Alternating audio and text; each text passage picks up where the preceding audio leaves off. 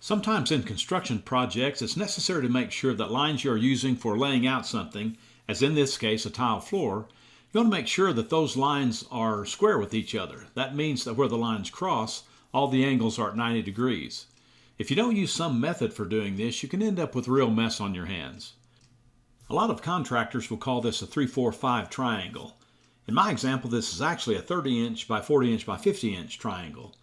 What that means is if I can line up the 30 and 40-inch legs on the triangle I've drawn on the floor in such a way that the long part of the triangle, represented by the tape, measures 50 inches, then the 30 and 40-inch legs will be square with each other.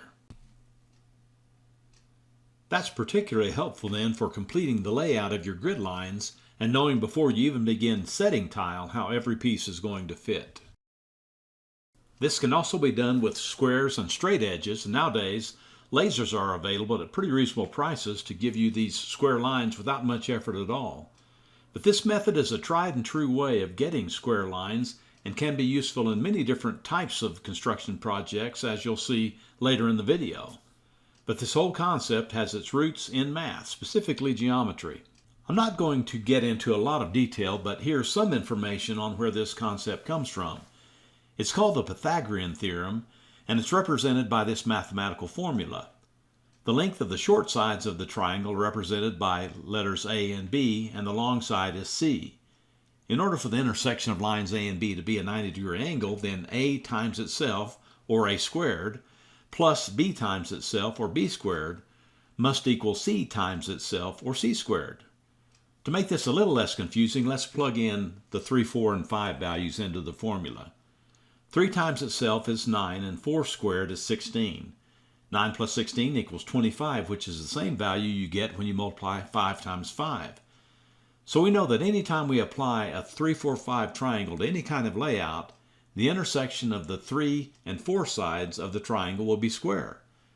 You can also scale up a triangle by multiplying the length of each side by the same value. So this 3-4-5 triangle can become a 6, 8, 10 dimension triangle just by multiplying the length of each side by 2. Or if you need to go larger still, multiply the 3-4-5 dimension by 10 and get 30, 40, and 50 length sides, as I did in my tile floor layout. In all cases, your square corner will still be at 90 degrees. The Pythagorean Theorem has all kinds of real-life applications in construction projects, from laying out foundations through framing buildings to squaring up tile and wood floors with walls in rooms. Once you figure out how to translate a 3-4-5 triangle into practical ways to apply it, you're assuring yourself of getting your project started right. But is there a way to use the Pythagorean Theorem to help with projects that go up in the air and are not just flat on the ground or on a concrete floor? You might say, sure, you can use a level. Typically can use a level to help plumb something like a fence post, but what do you do if you need to make sure that one surface is perpendicular to another when the flat surface may not necessarily be level or may be shifting as you work? In that case, a level is not going to give you a true 90-degree angle with the flat surface. I'm helping my son with a project he's working on, which is a rebuild of an RV. The challenge here is not so much getting the floor joists leveled. You do that by taking the level and checking north, south, east, and west, adjusting your jacks and your blocking. When all that is set, you're in pretty good shape. But we are raising the stakes here a little by adding a different concept to this build. We got to thinking about it that it would be pretty interesting to weld on a wire cage to the trailer frame. Then as we frame the walls, we would do so in such a way that the wall sections would fit within the wire frame. That's good. Okay. We want to just maybe temporarily tack this down and get a good measurement? Exactly. Probably just sort of... Need to cut those other 2 metal pieces. Oh yeah, go ahead and do that. Yeah, I'll cut this. Good with that? Yep. Cool. Yep, that'll work.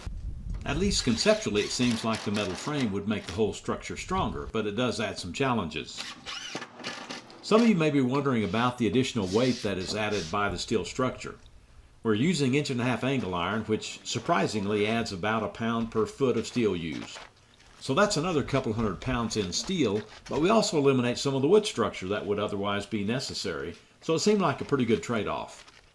So back to the question of can we use the 3-4-5 triangle or Pythagorean theorem to help us in this situation? Well, here's what we came up with. If we built a 3-foot, 4-foot, 5-foot triangle out of wood, that would allow us to clamp it to our pieces of metal and the trailer frame. which would hold the metal at a 90-degree angle to the trailer frame whether the trailer was rocking a bit or not.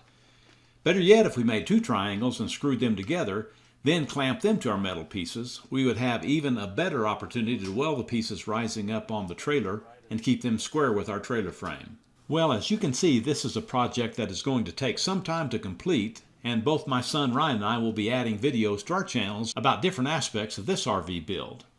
Ryan's YouTube channel can be found by searching for Ryan Dobbs or click on the link below to access his channel. Ryan has been shooting a lot of footage of the whole process and is beginning to edit and upload videos beginning in May of 2018. Ryan has become very interested in the tiny home movement and has been following the changes in regulations and construction methods in our home state of New Mexico to address tiny home construction. One thing is clear, the move toward tiny home living is something that regulatory entities are recognizing as a viable way to live, at least in our state, and are changing regulations to allow for easier construction of these types of living spaces. As you can see, the 3-4-5 triangle that illustrates the practical use of the Pythagorean Theorem really does have a place in the real world. Most of us guys, while we were growing up, sat in classrooms year after year wondering why in the world we're having to waste our time learning all this stuff, taking tests and sometimes being bored out of our minds, when there was so much more important stuff to be doing outside with a football, basketball, or baseball. Here's the answer. It was all about learning the Pythagorean Theorem just in case later in life we ever needed to stick something straight up in the air and know that it can be made to be perpendicular to whatever surface it is sitting on. But I still think had we started working on this in the 1st or 2nd grade, we probably could have had it figured out a little quicker and still been able to save a number of those school years for other productive purposes. Yeah, like right, almost exact. I checked it after on the other one and it was still gray. Yeah, it's perfect. Cool.